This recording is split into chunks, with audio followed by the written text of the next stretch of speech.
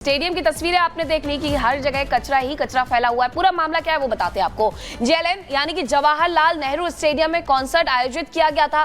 Concert के बाद stadium का बुरा हाल है। आयोजनकर्ताओं का काम होता है कि कार्यक्रम को आयोजित करने के साथ साथ वहां स्टेडियम को उसी स्थिति में वापस लौटाना, लेकिन गंदगी के चलते यहाँ पर जो एथलीट्स हैं उन्हें ट्रेनिंग में दिक्कत आ रही है। खिलाड़ियों को दिक्कत का सामना करना पड़ रहा है क्योंकि जगह जगह पर सिर्फ और सिर्फ पानी की बोतलें और खान पान की जो चीजें हैं वो बिखरी हुई नजर आती है। आयोजन के लिए साई का स्पष्ट अनुबंध है, जो स्पोर्ट्स कमेटी है, और अनुबंध में स्टेडियम का ध्यान रखने की शर्त पहले से ही लगाई गई है। स्टेडियम उसी स्थिति में लौटाने का अनुबंध यहाँ पर रखा गया है।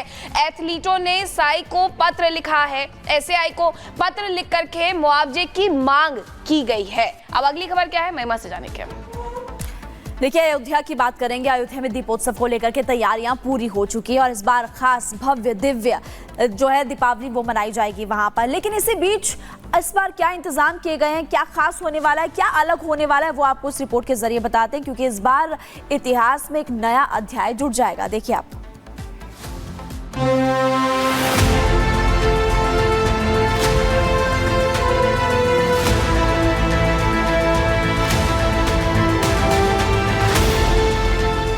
रामलला इस साल अपने स्थान पर विराजमान हुए थे, जिसके बाद ये पहली दिवाली होगी जिसे बेहद भव्य बनाने की पूरी तैयारी है।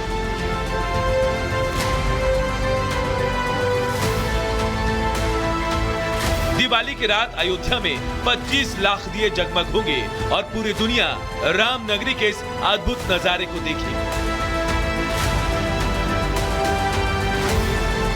जगह जगह पर आधुनिक लाइट लगाई जा रही है। अयोध्या की दिवाली इस बार सबसे भव्य होने जा रही है। मोमबत्ती वाले दीपक जलाएंगे। मट्टी के दीपक में मोम रखा हुआ है, वो जलाएंगे। और जो कुछ होगा जैसा हमेशा होता है वैसा ही होगा। दीपोत्सव जो सरकार 30 तारीख को घोषित किया है, हम उसी का पालन करेंगे। दीपोत्सव में 30,000 से ज्यादा अवध विश्वविद्यालय, महाविद्यालय और 36 इंटर कॉलेज के साथ 40 एनजीओ के वॉलेंटियर दिए जलाएंगे। दिए राम की पैड़ी समेत 55 घाटों पर जलाए जाएंगे। भजन संध्या स्थल पर भी 6 लाख दिए जलाए जाएंगे। 1100 लोगों की तरफ से एक साथ सरयू आरती का एक और Guinness book of world record बनाने की तैयारी है।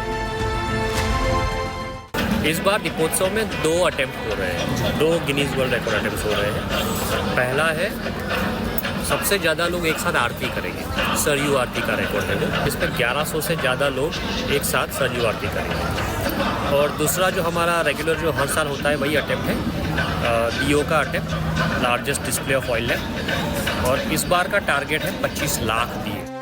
वहीं जो श्रद्धालु अयोध्या नहीं आ सकते, उनके लिए घर बैठे बैठे दीपोत्सव में शामिल होने की व्यवस्था की गई है। अयोध्या विकास प्राधिकरण की अनूठी पहल है, जिससे श्रद्धालु घर बैठे ऑनलाइन ऐप के जरिए अयोध्या के दीपोत्सव में शामिल हो पाएंगे। अयोध्या के संत भी विकास प्राधिकरण की इस पहल का स्वागत कर रहे हैं। उन्होंने इसे एक सराहनीय कदम बताया है। वर्तमान में जो है, जो इस देश की, इस प्रदेश की सरकार है, वह अति संवेदनशील है। वह धार्मिक भावनाओं को कहीं ना कहीं अपने हृदय में आत्मसात करती है और उसी अनुसार जो है तमाम तरह के कार्यक्रम की योजना रचना को वह बनाती, ताकि जन जन तक यह कार्यक्रम पहुँचे। इसी क्रम में जो है अयोध्या में लगातार दीपोत्सव का कार्यक्रम यहाँ पर चल रहा है। इस तरह दीपोत्सव से लोग जुड़ पाएंगे। प्रभु राम की नगरी अयोध्या में ये दीपावली बेहद खास रहने वाली है।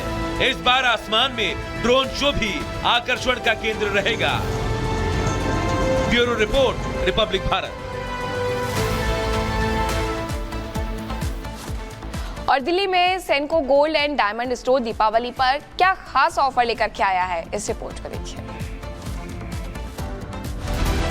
दिवाली त्योहार है खुशियों का, और इस दीपावली अगर आप गोल्ड या डायमंड का गहना खरीदने की सोच रहे हैं तो धनतेरस पर अपने ग्राहकों के लिए खास ऑफर लेकर आया है Senco gold and diamond store. Delhi के साउथ एक्सटेंशन 1 में स्थित सेनको स्टोर में उपभोक्ताओं के लिए लेटेस्ट डिजाइन और नई वैरायटी है, साथ ही हर खरीदारी पर खास ऑफर भी। धनतेरस से शुभ माना जाता है गोल्ड या डायमंड खरीदाने पर।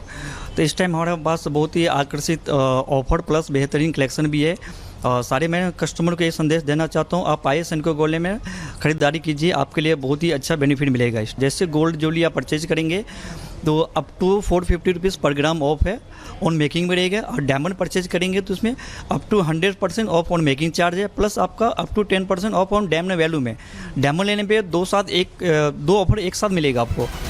ये कोई पहली बार नहीं है जब सेनको गोल्ड एंड डायमंड स्टोर अपने ग्राहकों के लिए खास डिजाइन लेकर आया हो। इससे पहले भी वो खास मौके। फिर से आपका स्वागत है कुचीरा स्टूडियो से। सबसे पहली खबर आपको मिडिल ईस्ट से जुड़ी हुई बताते हैं, क्योंकि मिडिल ईस्ट में धमाके अभी रुकने वाले नहीं है, क्योंकि इजराइल सोच रहा है अपनी सेना के विस्तार का। बिल्कुल, एक तरफ ईरान के साथ जंग जारी है और ऐसे में दोनों तरफ से ही हथियार और सैनिकों को बढ़ाने के लिए लगातार कोशिशें की जा रही है। यानी कि हम ये समझ सकते हैं कि आने वाले समय में जो धमाकों की आवाज वहां सुनाई दे रही है वो कम होने का नाम नहीं लेने वाली। इस पर आप इस रिपोर्ट को देखिए।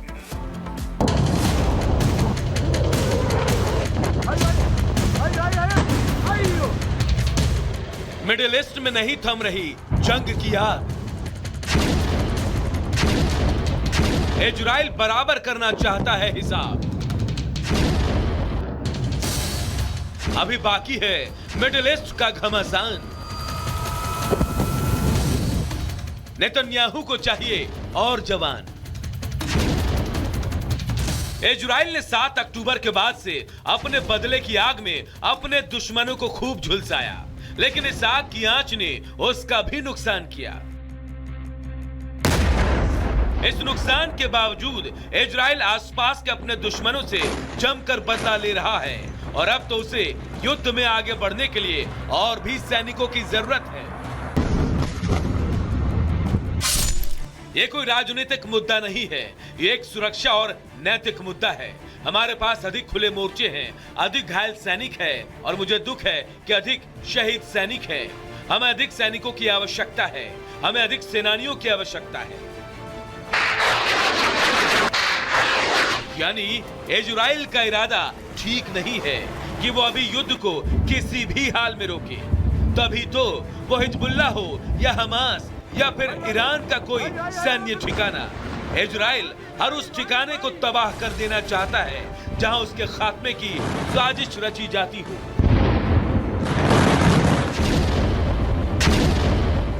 सोमवार को दक्षिणी लेबनान में इजरायली सेना ने एक सुरंग का पता लगाया।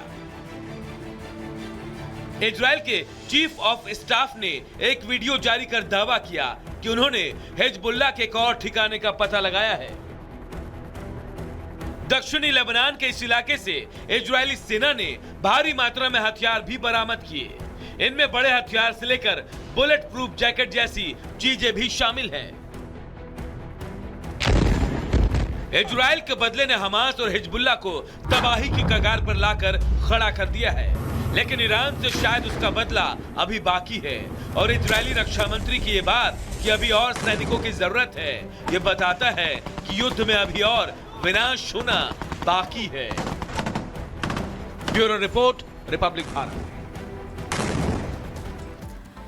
और अब खबर लॉरेंस बिश्नोई से जुड़ी हुई, जो आज हमारे देश में एक बहुत बड़े डॉन के रूप में जाना जाता है, उसका नाम शुमार है। उसने कई लोगों की हत्या करवाई, ऐसा आरोप उस पर लगा है और उसके अलावा सलमान खान को जान से मारने की धमकी भी उसी की तरफ से दी गई। सिद्धू मूसेवाला की हत्या से लेकर बाबा सिद्दीकी की हत्या के आरोप जिस पर लगे हैं लॉरेंस बिश्नोई पर, वो लॉरेंस बिश्नोई आखिरकार एक आम लड़के से डॉन कैसे बना, पूरी कहानी इस रिपोर्ट में।